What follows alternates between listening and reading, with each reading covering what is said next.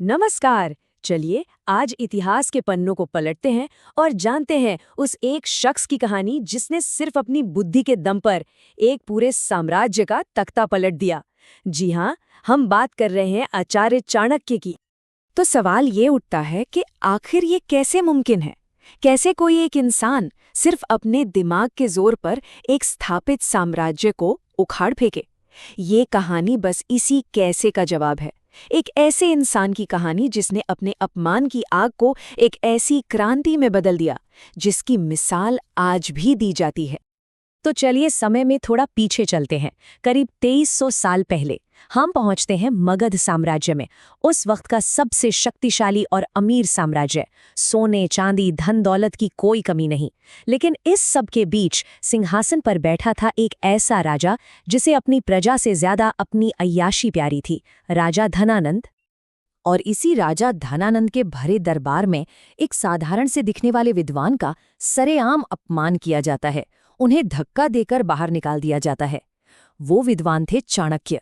और उस अपमान की आग ने उनके अंदर एक ऐसी ज्वाला जलाई जिसने एक प्रतिज्ञा को जन्म दिया।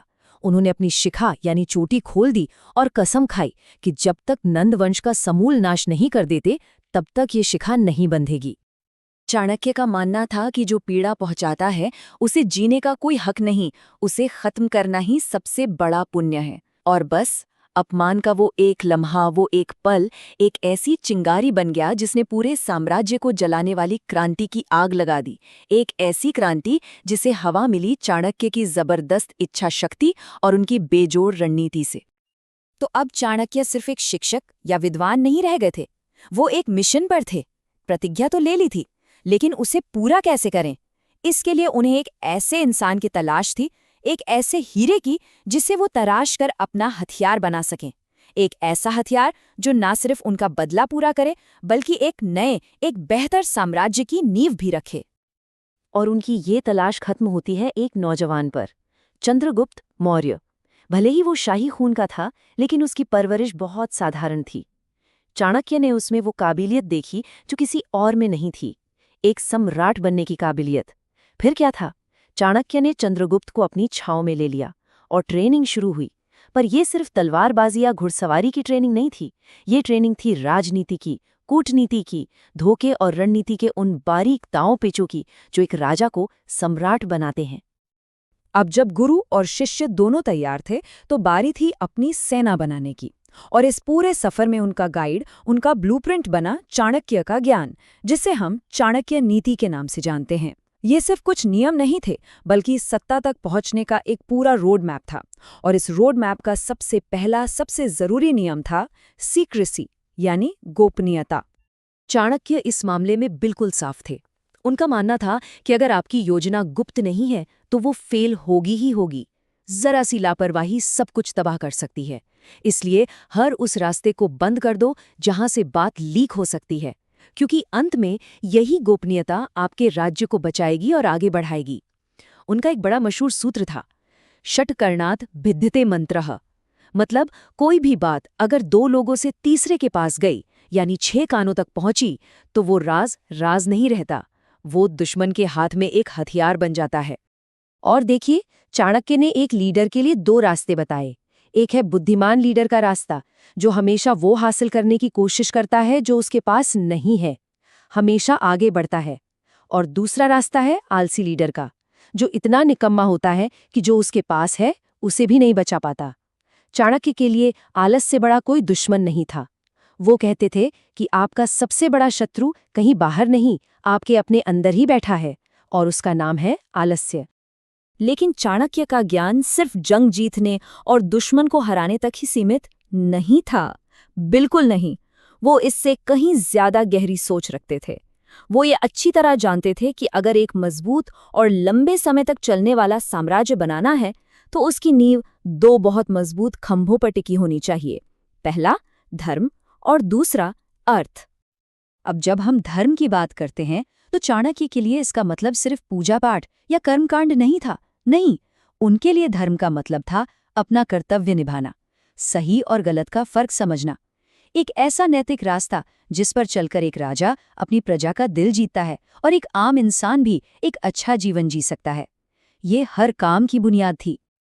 पर चाणक्य सिर्फ आदर्शवादी नहीं थे, वो पूरी तरह से प्रैक्टिकल भी थे। वो जानते थे कि धर्म की बड़ी बड़ी बातें पेट नहीं भरती। अपने कर्तव्यों को पूरा करने के लिए, देश को चलाने के लिए और यहाँ तक कि धर्म के रास्ते पर चलने के लिए भी एक चीज बहुत जरूरी है, और वो है अर्थ, यानी पैसा, दौलत और एक मजबूत अर्थव्यवस्था।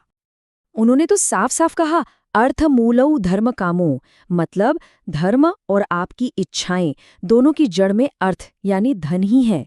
सोचिए कितनी बड़ी बात है। इसका मतलब यह है कि अगर समाज को अच्छा और नैतिक बनाना है तो पहले उसकी अर्थव्यवस्था को मजबूत करना होगा। बिना पैसे के न तो आप धर्म का पालन कर सकते हैं और न ही अपनी जरूरतें पूरी कर सकते हैं।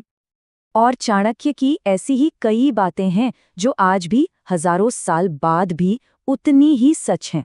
जैसे कि भाग्य भी उसी का साथ देता है जो मेहनत करता है। अपने दुश्मन को कभी अपनी कमजोरी मत बताओ। आलस को अपना सबसे बड़ा दुश्मन समझो। एक गंदी मछली पूरे तालाब को गंदा कर देती है। और बुरे लोगों की संगत से हमेशा दूर रहो। ये बातें सिर्फ कहने के लिए नहीं है, बल्कि जिंदगी के हर मोड़ पर काम आने वाले सबक हैं। तो सालों की मेहनत, अनगिनत रणनीतिक चालें और एक लंबे संघर्ष के बाद आखिरकार वो दिन आया। चाणक्य की प्रतिज्ञा पूरी हुई। चंद्रगुप्त मौर्य ने धनानंद की घमंडी और विशाल सेना को हरा दिया और भारत की धरती पर एक नए शक्तिशाली साम्राज्य की नींव रखी, मौर्य साम्राज्य। अब जब चंद्रगुप्त सम्राट बन गए तो चाणक्य उनके मुख्य सलाहकार यानी प्रधानमंत्री बने। और इसी दौरान उन्होंने अपने पूरे जीवन की ज्ञान, अपने सारे अनुभव को एक किताब में समेट दिया। एक ऐसा ग्रंथ जिसे आज दुनिया अर्थशास्त्र के नाम से जानती है। और ये कोई मामूली किताब नहीं है। ये राजनीति, अर्थव्यवस्था और मिलिट्री स्ट्रैटेजी पर लिखी गई दुनिया की सबसे पुरानी और सबसे डिटेल्ड किताबों में से एक है। इसमें सब कुछ है। एक राजा को सुबह से शाम तक क्या करना चाहिए, उसकी सुरक्षा कैसे होगी, दूसरे देशों से रिश्ते कैसे रखने हैं, जासूसों का इस्तेमाल कैसे करना है, टैक्स कैसे इकट्ठा करना है, व्यापार के नियम क्या होंगे और यहाँ तक कि अपराध और सजा के लिए कानून कैसे होने चाहिए। मतलब सब कुछ। ये दिखाता है कि उस जमाने में भी शासन को लेकर उनकी समझ कितनी आधुनिक और गहरी थी। तो चाणक्य की पूरी कहानी अपने आप में एक मास्टर क्लास है।